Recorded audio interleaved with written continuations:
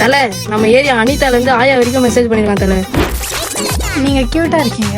யாரா அந்த சிஜே? காதல் நாயகன்.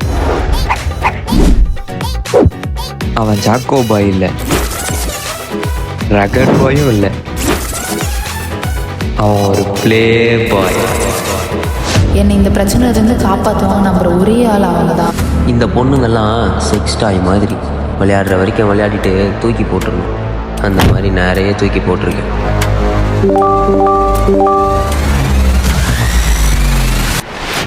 அண்ணா